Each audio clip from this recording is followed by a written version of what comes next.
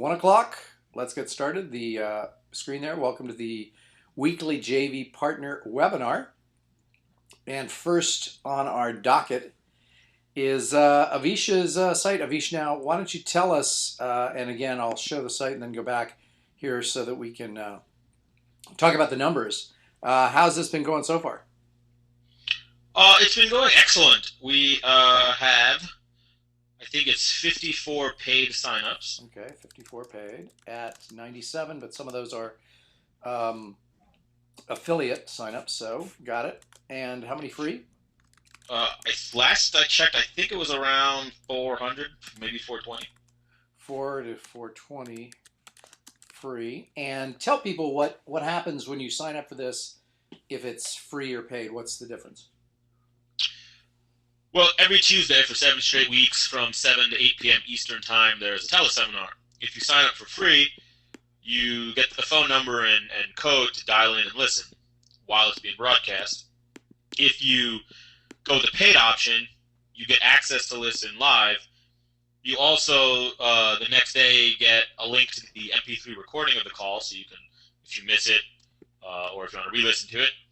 You will also get transcriptions. Yeah, there at the bottom you can see. You get the transcriptions in the PDF form, plus there's a bunch of bonuses that were donated both by myself and a bunch of the expert guest speakers. Okay, so tell people and remind me, so why are we doing this? 2 reasons. One is to make some money. Yep. Which we have done with 54 paid signups. The other is really more the long term. It's to build a list quickly, because really, frankly, we've almost doubled the size of that speaking list now. It was about 550 before this all started, and we picked up around 400 new ones. So it's getting the names on the list, and hopefully, it's weird because you only get about 10% of the signups to actually listen in live, which is a little weird. Yeah, well, but what's that? What's your theory on that? My theory on that, people don't esteem very highly what they don't pay for. So while this seems like valuable information, when Tuesday night shows up and they have the option of sitting listening to content for an hour or doing whatever else it is that gets in their way, since they haven't paid for it, they just don't worry about it. By the way, my strategy on that is sometimes if I see that there's a free webinar or event and I can't really be there, or I can't really be there physically because I'm doing something else or I'm watching a TV show, I'll just turn on ScreenFlow and record it, Yeah, which is a great strategy. Just told people who want to record our stuff without paying for it. Well, I mean, the thing about it is that I guess they could, but they don't get all the bonuses. They don't get the transcripts. They don't get the bonuses or the transcriptions. Yeah, they don't get that. But I don't care as long as people are getting the content. The long game really is to, we use 7 other people or 5 other people to get members from their list to learn about us, our site, and also to sign up on our list. So we've got a couple offerings coming up, and those 54 people, frankly, at least 40 of them were through affiliate sales, which means, yeah, we didn't get half the money. But the plus is that we now have 40 new people who didn't know about us before who have given us money, which means those 40 are probably a lot more likely to give us money again, provided they're happy with the content. So we've got not only 400 more people, we've got 40 new buyers to our list, which I think is critical.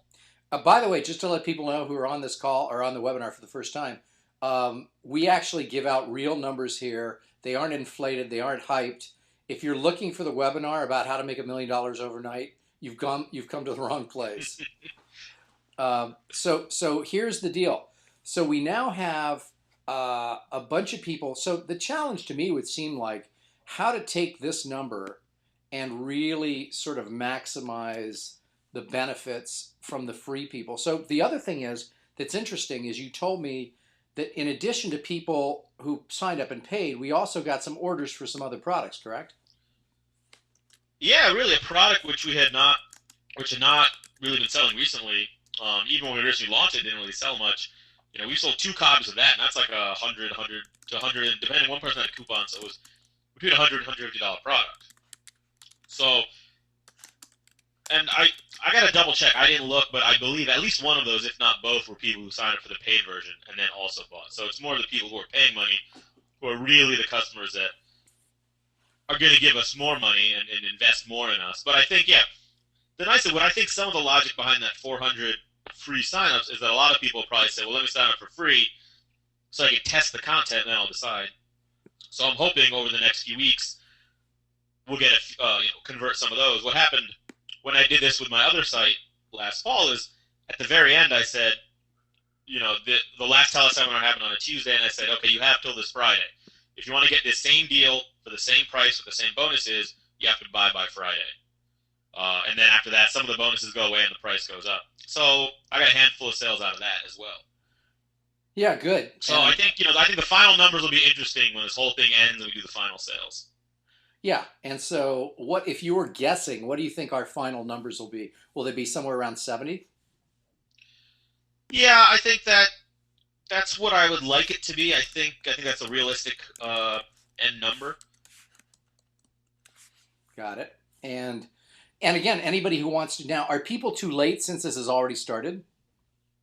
No, this is you can sign up at any time until it wraps up and I make that final offer where I say, okay, after this point, you can't get this same deal anymore.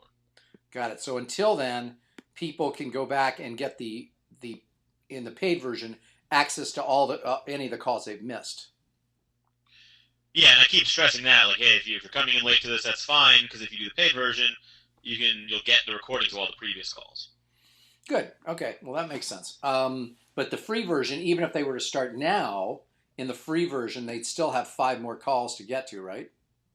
Correct, yeah. Now, who have you already interviewed?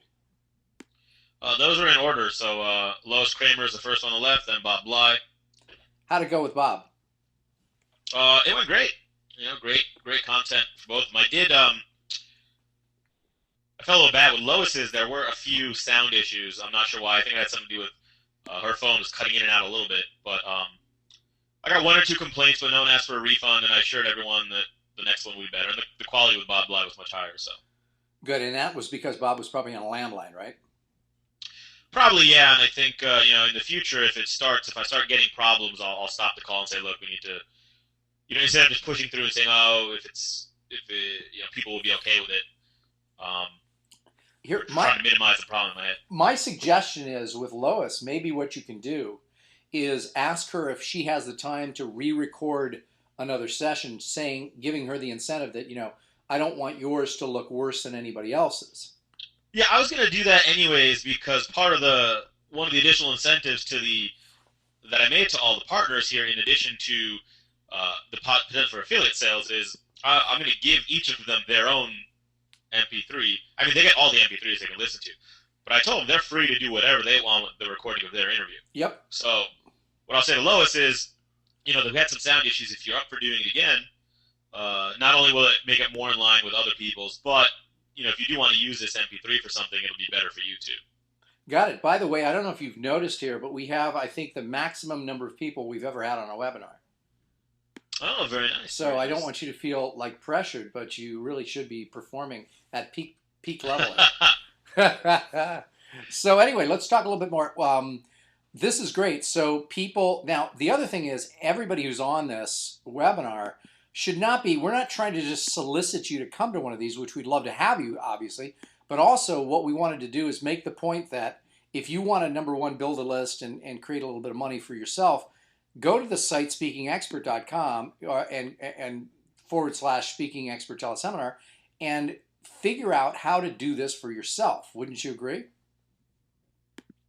Yeah, absolutely. I know we've talked about this kind of a few times, but it's worth repeating, is that one of the incentives or motivations to do this is that you and I have been talking about, we put offers out to our list, and I put offers out to my other list as well. And it's, for whatever reason, I built a list that is not necessarily the most responsive when it comes to putting out money.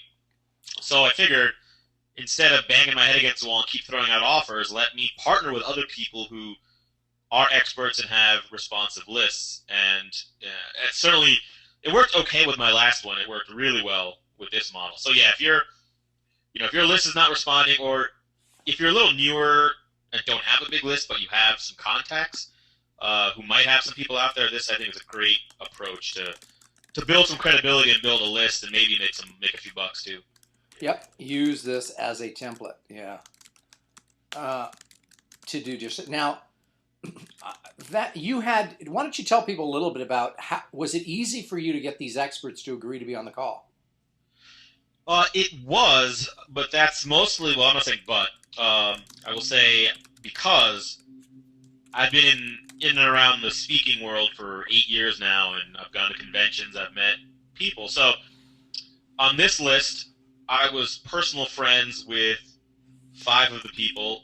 The other 2, you're good friends with Bob Bly, and Lois Kramer, I knew and connected with a little bit on Facebook, but my buddy David Newman, who's doing the 3rd week, was pretty good friends with her, so I dropped his name. So, for my last one I did last fall, there was 1 or 2 people I thought would be really good for it, but I didn't know them that well, and they kind of turned me down. So I think the thing that really helps is just relationship building. Yep. Which is not to say you can't do it if you don't have those relationships yet. I think you might get a little more rejection in terms of people who don't, because all these people put their reputation on the line when they associate their name with me, and I'm the one running it. So I think you might need to be able to face, some of the real big names might be a little more resistant, but it doesn't mean you shouldn't approach them. Well, why don't we talk about what we're trying to do? And I see some people who are on here who haven't been on for a while or who haven't been on before. What's our end game here? In addition to making some money and expanding the size of the list, what are we trying to do at Speaking Expert, and how is this helping us? You mean kind of our long-term offerings on Speaking Expert? Yeah. Yeah, what we're doing is we really have, I would say it's 2 kind of bigger ticket items. One is the speaking school, and that is a 4-day event out in Vegas where we get a maximum of 12 people, and we spend 2 days with them working on their business, and then 2 days working with them on their presentation skills. So it's not just instruction. The point is that at the end of the 4 days, you leave there with a business plan, with a clear positioning statement, with a good understanding of what you need to do next in terms of product creation, marketing, pick your market, all that. On top of that, over the next 2 days, you actually put together your speech, and you get a chance to practice it and practice the skills. So you don't just walk out of there with knowledge, you walk out of there with like a business plan and a presentation, so you can really just accelerate and go. Yeah, so one of the things, what we're trying to do here then is, in doing this speaking teleseminar, we're obviously building our list with hopes of getting people, in addition to giving them good value for that particular event, is to get them to sign up and come to the speaking school, or what is the other thing? The other is our group coaching program. Okay, and is that page or site up yet? No, that is not. Got it. So at some point, that's going to be here, and it would probably be found as a link off the homepage, right? Or coaching? Yeah, I think there's a coaching link there, but I think it just goes to a kind of a generic page, which is like, yep. Whoops, there's my pop-up. Yep. And so we've got in-person, the speaking school, virtual, group coaching here. Got it. So again, people can use this site as an example of how to do some of these things, correct? Yeah. Okay. Good. So then, excellent. Now, what I want you to do is ask me some questions. I want to just give people some of my numbers. I've been showing these, and what I was telling Avish before we actually officially opened up the webinar is that, I keep thinking about how I keep going back to, and we've got somebody on the call right now. Let me see if he's still on, or he might have gotten off. But you know what? Just as he leaves, I'm just about to drop his name. It's funny. There's somebody who's in the music industry who's just on the call, and he may be coming back on now. I see him arriving. No, that's not him. But one of the things that I keep just thinking about over and over, by the way, I watched last night, and the last 2 nights I watched The Voice, which, by the way, I like as much or more than American Idol. And have you seen it, by the way, Vish? I watched a little last season. I'm sure I would get hooked into it. I've been avoiding that in Idol because I value my life too much. Yeah, well, I watched it, and I kept thinking to myself, if you think about the people that can really, that really make songwriters, people who write songs, get paid. So, when I think of songwriting, let me just go here. So songwriters, songwriters get paid every time a piece of music is played on the radio. And so I was trying to think about how I sort of like to look at information marketing in this particular aspect of it as what information marketers can learn from songwriters and laundromat owners. Now, it seems like an unlikely duo. Laundromat, I don't know what it is. Laundry owners. So the whole idea here is it's a twofold thing. Number one, songwriters get paid every time a song is played, and laundromat owners get paid in quarters, small amounts, but they get lots and lots of quarters coming through. And so I keep going back to, okay, well, what is it that I have that I can offer? Well, obviously, I've got audios, I got videos, I've got, live events. Can't spell, but live events. And I keep thinking to myself, I sit here and my day consists of, when I'm sitting around here, answering email and whatever, that's not really making me any money. I keep saying to myself, if I were working in a factory, I'd have to get up, drive to the factory, put in my 8 hours and clock out and come back. So it's about 10 hours total. And so I don't have a factory job. My job is to make money selling information marketing and showing people how to do the same. And since that's the case, I better shut up and get to work. So if it means that I have to write, so my goal now, my new goal, is to create, and again, I don't want to make people feel bad for not being able to hit these numbers. But again, since I'm not working at a factory and all day long I can work doing this, I want to do 2 articles of about 5,000 words each every week. Let me explain why and how this relates to songwriters and laundromat owners. So if I produce, so I'm going to do 10,000 words a week. If you get that down, what is that? About 1,700 words a day. This is much easier than working in a factory. I tell you that. I've never worked in a factory, but I can tell you just from looking at people who have, it's a lot easier. So a lot of people go, I had to do 500 words. Just shut up. Go look at somebody walking out of a factory job and see whether or not, your work is really that tough. So my point is, I'm going to try and put, and again, maybe this isn't enough. Maybe I'm not pushing myself far enough. Maybe I should be doing one 5,000 word article a day. I don't know, but I do know one thing, which is there are now numerous places. Now, Stanley, who's on the call, my webmaster, is converting all of these to a system at Smashwords. And Smashwords puts up your e-articles and your e-books to be sold in a number of different places. And so Smashwords is sort of one side of the equation. The other side is Kindle. Now, Kindle is done. Smashwords also puts it up for the Kindle, but I'm separating these two because I think of Kindle more as, the Apple and a few other platforms, and the Kindle I look at separately. So here's the idea. So let's just say that I hit my goals. I got really ambitious, and over the course of the next year, I had 100 articles or ebooks that went up on both of these sites. And my current statistics, let me just say what happened. I think it went December. Let me just make sure I have this right. Yeah. In December, in terms of total number of unit sales in January and February here, February, each month, starting in December, I think I had 100 or so, 100 sales. This doubled to around 200, I think about 220 more like. And this one, February, is on track. And again, these numbers may be skewed, but it looks like this might be 400 units sold. And that may be a little bit distorted because I just did the promotion for for my book, which, by the way, we can talk about that a little bit too as well. So here's what I'm thinking, Avish. These sales are sort of like the songwriter that every time their record gets played, their song gets played, they get paid.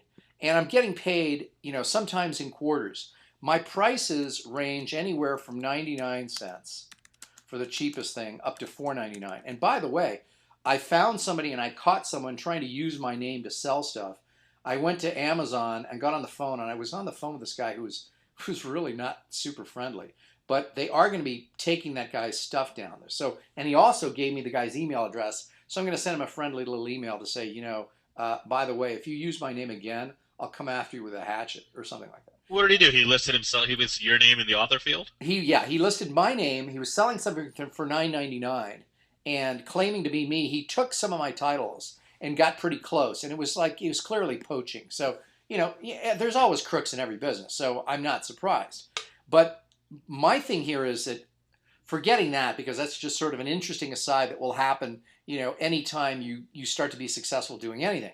But the price points are between 99 cents and $4.99, and here's the specific strategy, which is I put them up for 99 cents. I try and get some sales real quick and to get some testimonials. Now what happens is as soon as you get to $2.99, at least on Kindle, you switch from a 35%, or is it 30? 35% commission to a 70% commission. So it's a big jump. But I'm trying to get to the point where I have 100 items for sale, and even if I'm selling 3 or 4 copies of each one, it makes it so that there's a nice little flow of income coming here. So my goal, and let's see as we do these webinars every month, in the month of December or the first one next January, I'd like to find a way to get up to, if I can get to $2,000 to $3,000 monthly from these sales, that would be a nice goal. Hopefully it's more, but I don't want to be overly ambitious. So my idea here, and the other thing is, and let's take people through the process, Avisha, or maybe why don't you ask me about it? Because what I do is, the first thing I do is I come up with, an idea, but then I also look at what else has been selling. So one of my biggest sellers has been, and I was surprised, I had no idea that this thing would sell as well as it did. I just put it up there. In fact, it's a book that I hadn't really released generally called, Marketing Your Coaching Services. So what happened was I saw that last month I sold at $2.99, I think I sold like 52 copies of that. And so my first thought was, okay, why is that book selling or that ebook selling? And it didn't really matter to me why it was selling. I then just started coming up with other coaching and marketing related titles and writing articles about those. Does that make sense? Yeah. And so the first thing that I did was I started to brainstorm titles. So I just started putting down all kinds of titles, and I came up with, how to find your ideal client, all kinds of things related to coaching. Then what I did was, as soon as I was happy with the titles that I came up with, I went to an ebook cover designer, big money, on Fiverr.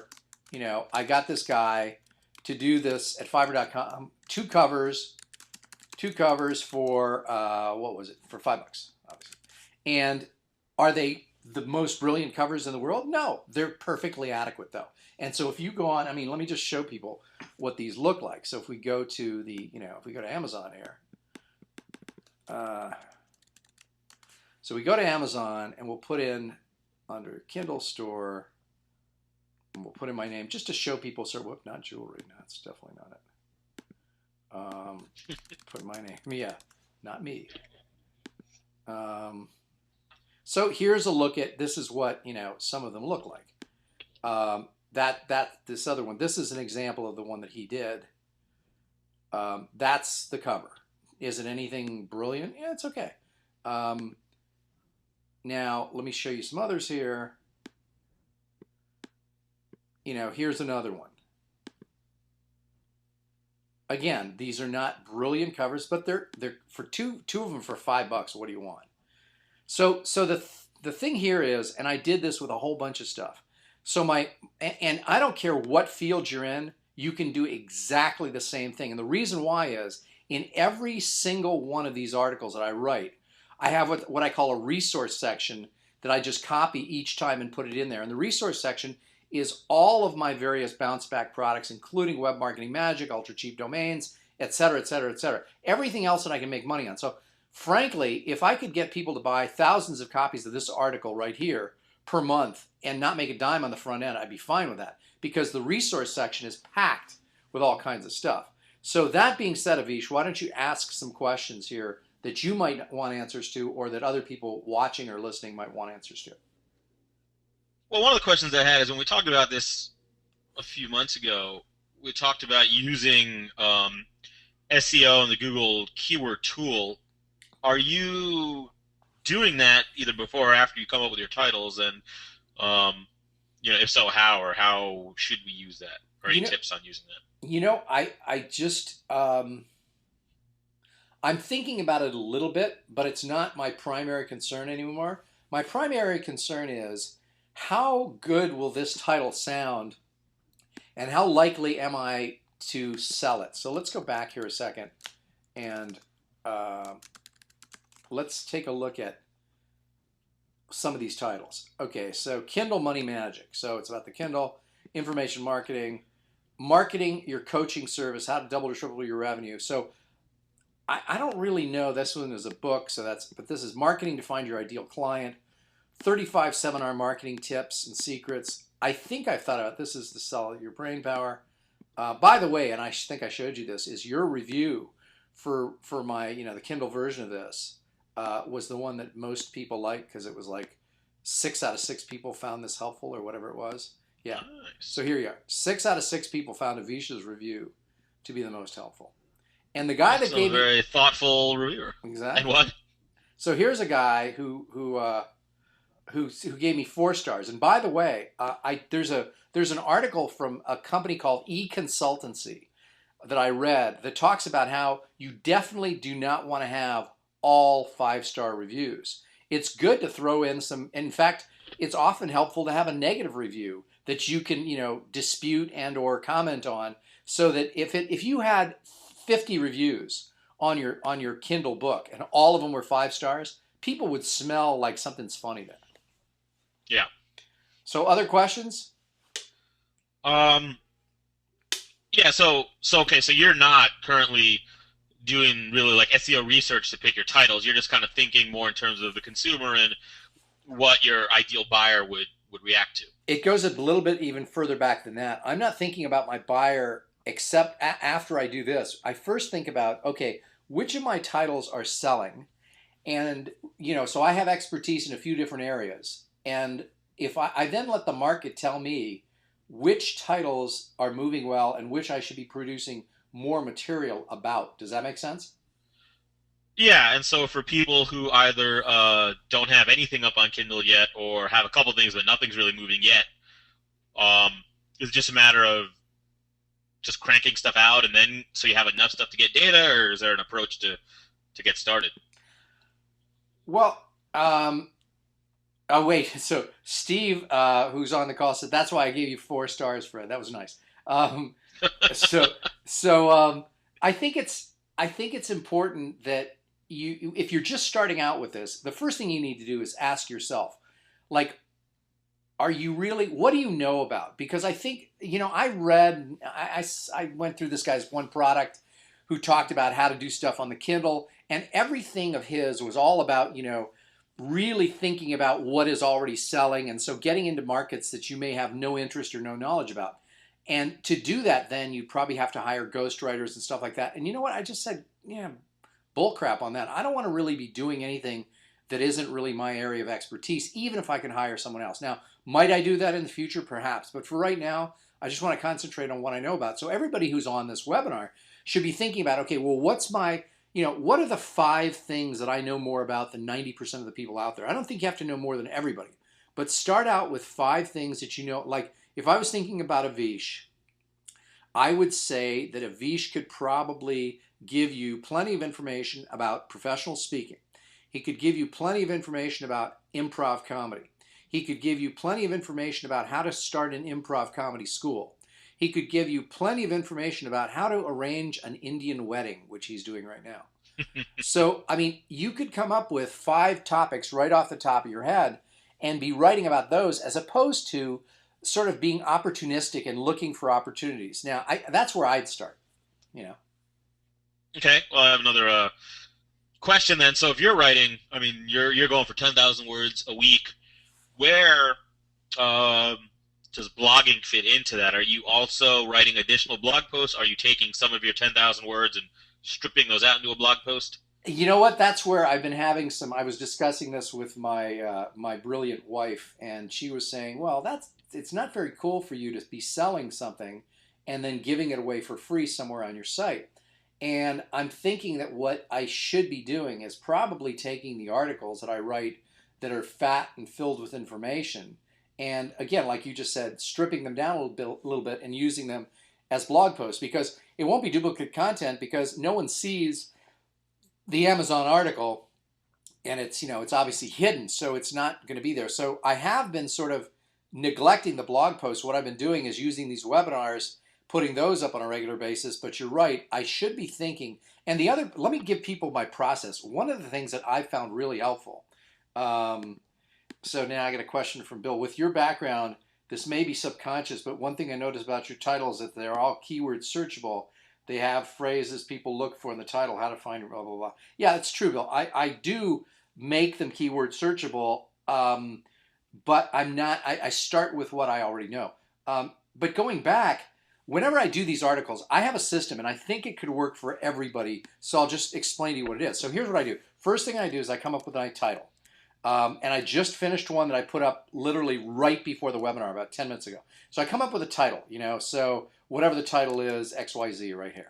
Then what I do is I take it and I say, okay, what are the major sort of bullet points that go under this? And oftentimes in an article of 3,000 to 5,000 words, I end up with anywhere from, say, 7 to 10 sort of, you know, topics that I want to cover. Then what I do is I then go back here and I insert an introduction. And over here, I insert a conclusion. And at the end of every article, I always have my resource section, which I just mentioned. So resources. So now immediately, I've got 1, and let's say this is 10. So this is 1. This is, let's just say I do 10 topics. This is 1, and this is 1. So there's a total of there 13 sections. I usually try and write the introduction and the conclusion first.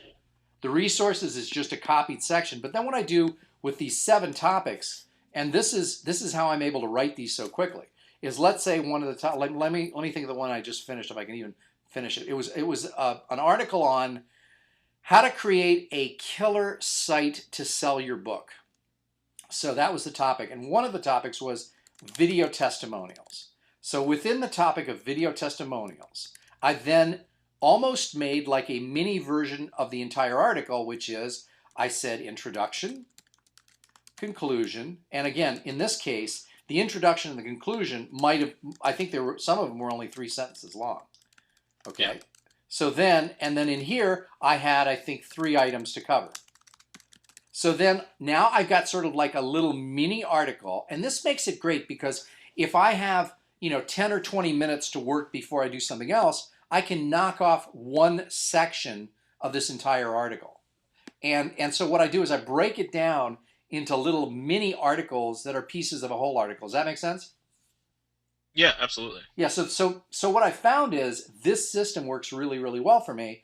And again, rather than trying to, you know, screen myself like, did I write this properly? I just write like a banshee. I just write and write and write. And by the way, everybody should know this. If they don't know me. You do know me well enough. You've known me long enough to know that I don't consider myself, or I didn't 5 to 7 years ago when you and I first met, I did not consider myself to be even a decent writer. I would now say I'm a good writer. I don't think I'm a great writer, but I'm probably a good writer. And I'll tell you, it all came from just like anything else. It's like, you know, talent is overrated, 10,000 hours. I've now done so much writing that I've gotten to be pretty decent at it. And I think that anyone who's on the webinar could become a good writer if you do a lot of writing.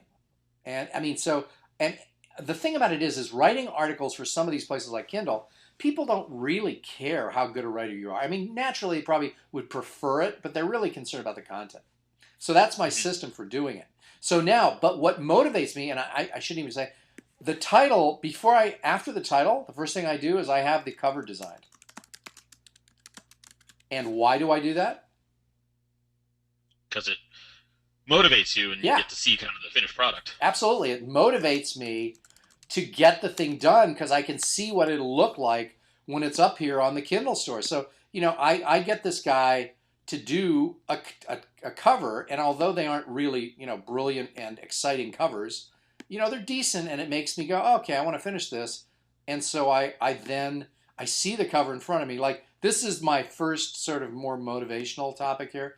I did this seven simple secrets to success. And by the way, I did put that in a blog post. This is like, and it's seven simple success secrets, a step-by-step guide to getting whatever you want in record time. Sounds like a Napoleon Hill kind of thing. So that's what I did. Now this one, again, this cover is actually pretty cool, I think. And he, so there's how to write a book in 30 days or less. You can see that cover, Avish? Yeah, I have a question. For some of these, did you provide them with the picture, or did they find the picture too? No, the guy that I'm using on Fiverr is just, all you do is send him the title and the subtitle. He can do 3D covers as well, but for the Kindle store, they don't need that. So all I did was provide him with the cover, the title and the subtitle, and he just went out and did it. And he always comes back. Every once in a while, he does something that's not quite as good. But hey, for $5, $2.50 a piece, just shut up. Just do it. Just use it. So yeah, and I've liked my Fiverr covers, but the people I've used ask, they said, if you want to use a picture, give me the picture you want. And, for me, that's the most prohibitive part, 'cause I got to go through my clipart.com thing and find an appropriate picture, which is a pain. So, yeah, if I could find someone who would find the pictures themselves, that would be very helpful. Yeah, like this one. Again, here, take a look at the two of these. This one, he's pretty creative. He just finds something. Online marketing secrets to double your sales. Somebody with a little kind of note there. That's great. Very, very clever, very creative. And again, for $5, come on. And then this one, which I think he did a great job of as well. And by the way, I think they're still up. I can show you the bogus sites that people. So how to create a killer seminar site. Nice. With the can you see that well enough to see that those are seats in an auditorium? Yeah. Yeah. So so what I do is another question here. Let me just. Are you willing to share the book cover designer's name? Bill, I'll tell you what. I will, because I like the guy. Unfortunately, I'm on a different computer. I know that sounds like I'm like lying, but I'm not. I don't. You know what? We can look him up though here. I think it's. Let me just find him. Okay, so we went to Fiverr, and now of course it'll take me like 10 times longer to get my book covers done because I'm sharing this, but it's not a big deal. This is not, there are other people. So the first thing I did, Bill, was I went and I put in ebook cover design. It's even auto-filling there. So I went to ebook cover design, and I'm sure what I would suggest you do is find, somebody that you feel does a good job.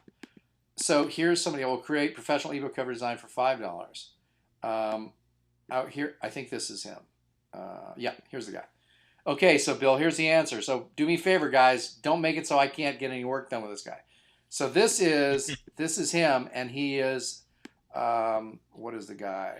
Let's see here. Is M-O, can you see this? Let me. Yeah. MOV3RR. Yeah, MOV3RR. So, Mover. Yeah, that's him. And I've given him a bunch of positive feedback on there too. So if you look at his feedback, you'll see a bunch of feedback from me. Oh wait, here let me just pull it up. So, I think I've got to be listed like 8 or 9 times here. Yeah, there's thanks, great as always. A slight delay, and this, by the way, I did to help him.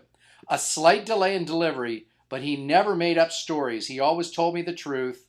Let me just show you this. Always, of course, I would use him again and again and again.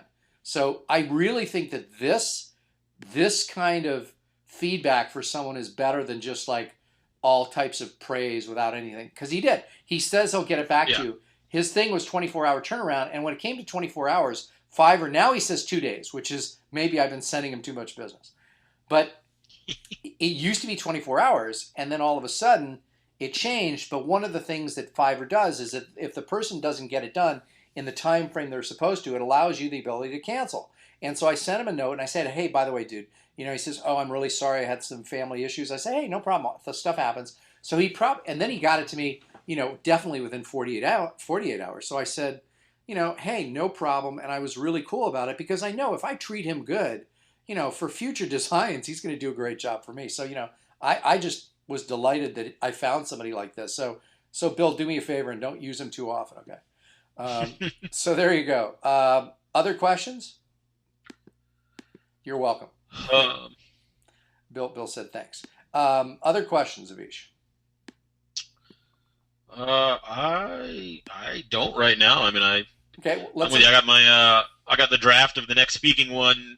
I got the content done. It's got a format and get a cover, so that'll hopefully be in the Kindle store next week. cool. Um, and then I have another smartass one, which the draft is over. That's going to take a lot more editing, so that might take a few weeks before that gets totally up.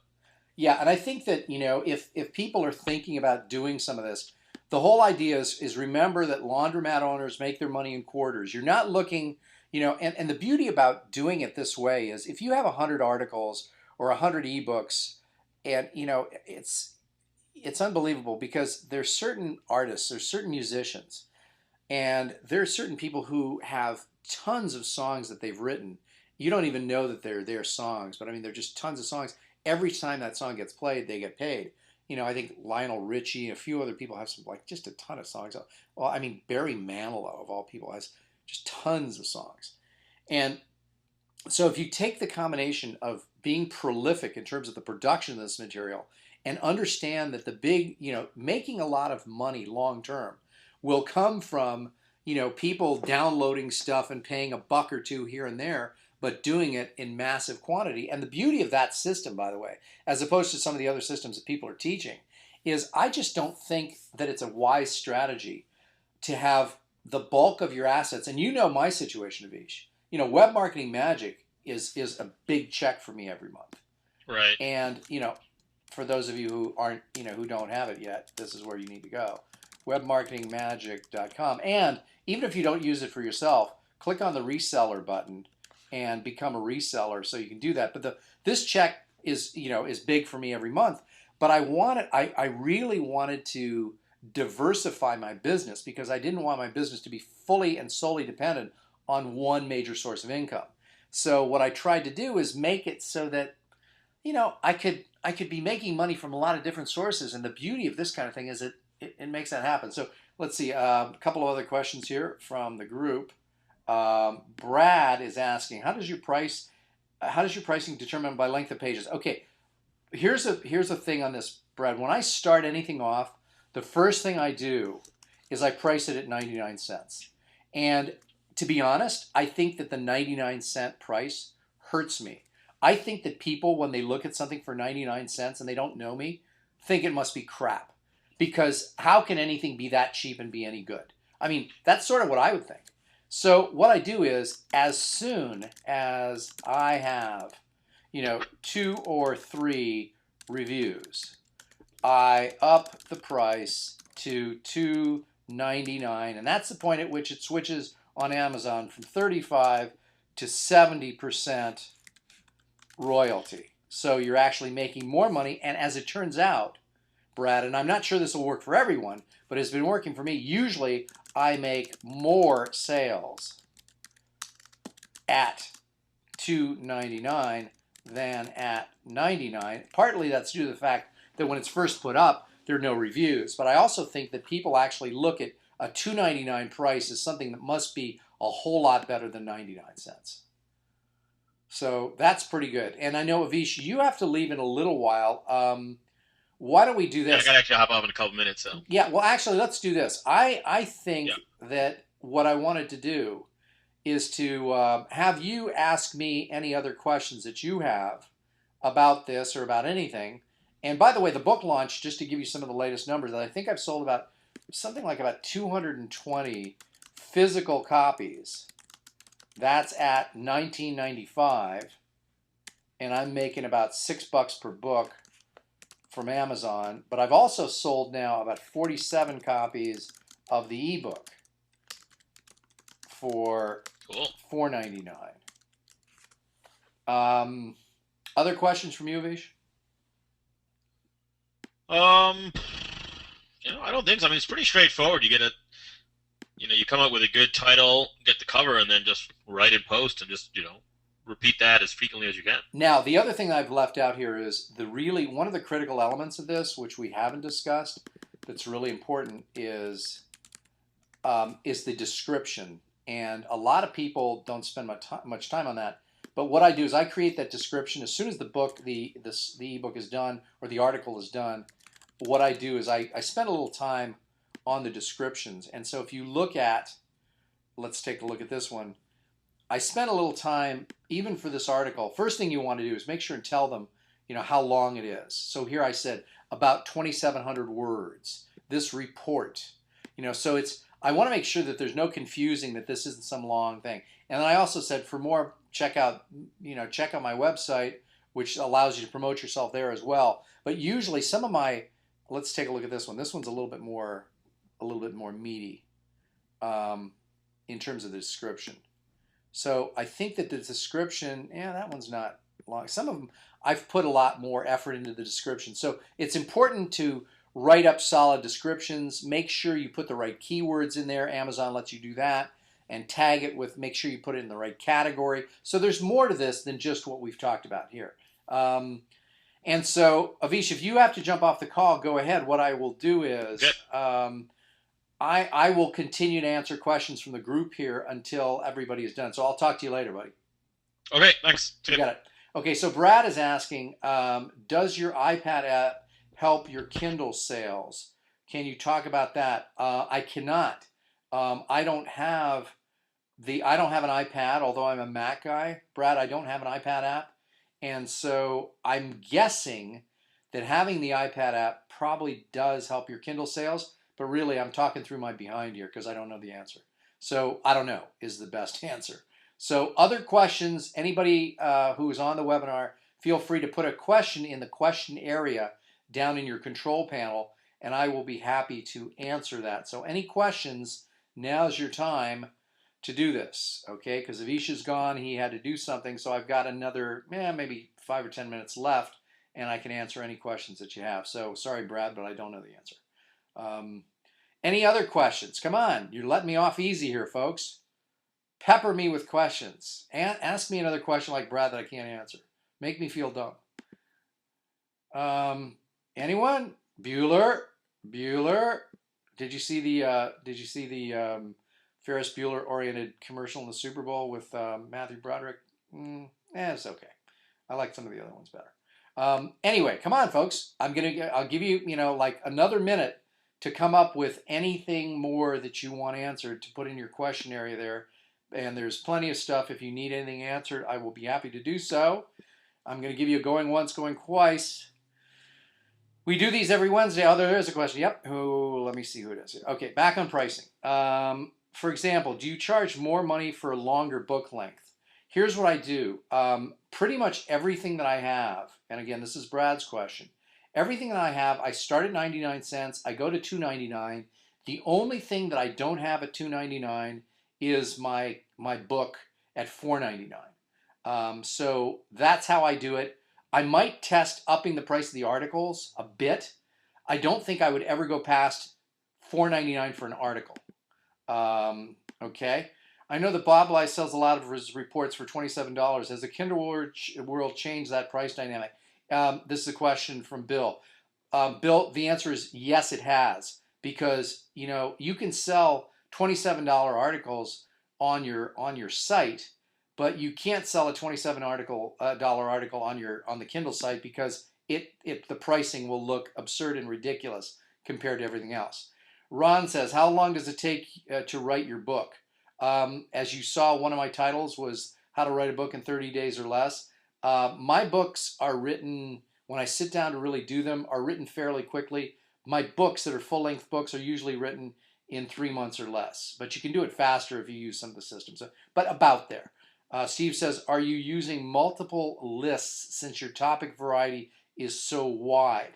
You know what? When I put it up on the Kindle, I'm not using my list. Amazon people are finding my books. So that's sort of not my worry, okay, Steve? So it's not that. Okay, so JJ says, do you know the percentage of people who buy your ebooks and how it translates to your higher ticket sales of other products?